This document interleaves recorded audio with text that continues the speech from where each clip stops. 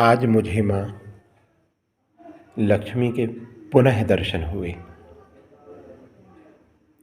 माँ लक्ष्मी ने आज मुझसे बात की और कहा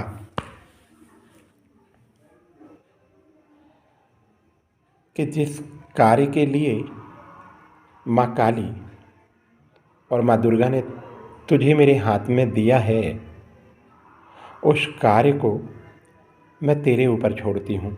तू ही ये बता कि वास्तविकता में मैं तुझे बनाऊं क्या? हीरा बनाऊं कि पारस? सोना बनाऊं कि चांदी? लोहा बनाऊं कि तांबा? ये तू ही मुझे बता कि वास्तविकता में मैं तुझे क्या बनाऊं।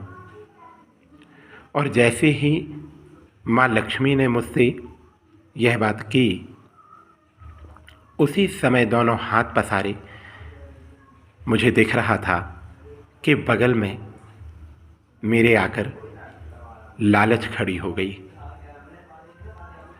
और थोड़ी देर के अंदर मेरे भीतर भी ये चीज़ें उठने लगीं कि क्यों ना मैं पारस बनने के लिए माँ लक्ष्मी से कहूँ या हीरा बनने के लिए कहूँ। इतने में ही माँ महाकाली मेरे सामने आकर खड़ी हुई और इशारों ही इशारों में उनने मुझे एक ज्योतिर्लिंग दिखाया, और वो भी पार्थित्व का। जब मैंने उस ज्योतिर्लिंग को देखा तो मैं माँ का इशारा समझ गया। तुरंत उस समय लालच वहाँ से अदृश्य हो गई। तो मेरी बुद्धि जागृत हुई और मैंने माँ लक्ष्मी से कहा कि माँ, अगर तुम मुझे पत्थर भी बना दोगी तो भी मुझे कोई अफसोस नहीं है। आप मुझे जो बनाना चाहती हो आप स्वयं बनाइए, क्योंकि मुझे आपके हाथों से पत्थर बनना भी मंजूर है माँ, उचित है। क्योंकि अगर आपने मुझे पत्थर भी बना दिया तो इस संसार में पत्थर भी पूजनीय हो जाता है, और आपका बनाया हुआ पत्थर इस संसार में पूजनीय कैसे नहीं हो सकता, वह भी पूजना शुरू हो जाएगा। ये संसार के लोग उस पत्थर पे भी जल और फूल चढ़ाना आरंभ कर देंगे। तब फिर भगवती ने कहा कि ठीक है, आज मैं तुझे एक आशीर्वाद प्रदान कर रही हूँ। कई लोग तुझे हीरे के नाम से भी पुकारेंगे, कई लोग तुझे पारस के नाम से भी पुकारेंगे, कई लोग तुझे सोना भी कहेंगे, कई लोग तुझे चांदी भी कहेंगे। ये लोगों की स्वयं के विचार होंगे।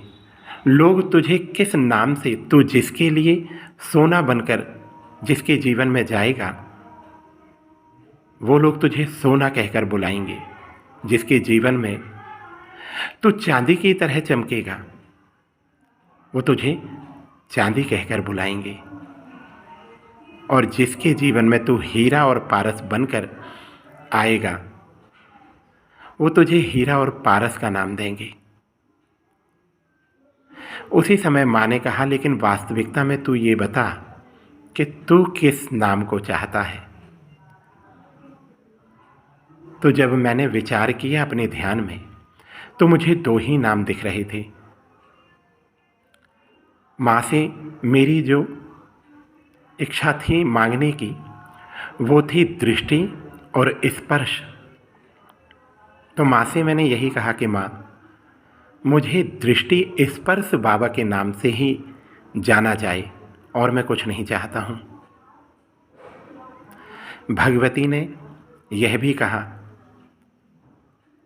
जिसके कार्य तेरे देखने से होंगे और जिसके कार्य तेरे हाथों से छूने से होंगे, वही लोग तुझे इस नाम से जानेंगे।